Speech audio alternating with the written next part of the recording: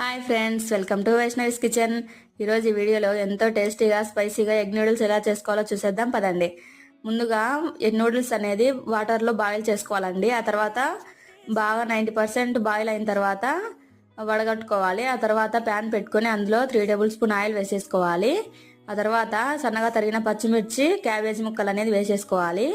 ఆ తర్వాత అల్లం వెల్లుల్లి పేస్ట్ వేసి మొత్తం మిక్స్ చేయాలండి వీడియోలో చూపిస్తున్నట్టుగా. మీ దగ్గర క్యారెట్, క్యాప్సికమ్ ఉన్నా కూడా వేసేసుకోవచ్చు. మొత్తం వేగిన తర్వాత ఇప్పుడైతే మొత్తం వేగిపోయింది. ఆ తర్వాత క్యాబేజీ, పచ్చిమిర్చిని సపరేట్ చేసి అందులోనే 2 ఎగ్స్ అయితే వేసేసుకున్నాను. 3 ఎగ్స్ అయినా వేసేసుకోవచ్చు. మొత్తం మిక్స్ చేయాలండి. ఎగ్ మొత్తము కొద్దిసేపు అట్లే ఉన్నిచ్చి మళ్ళీ కలుపుకోవాలి. అట్లా పొడి పొడిగా అవుతుంది. చూస్తున్నారు కదా, బాగా అయితే మిక్స్ అయింది. ఆ తర్వాత ముందుగానే బాయిల్ చేసి వడగట్టుకున్నాం కదా నూడిల్స్ అనేది, అవి అందులో వేసేయాలి. ఆ తర్వాత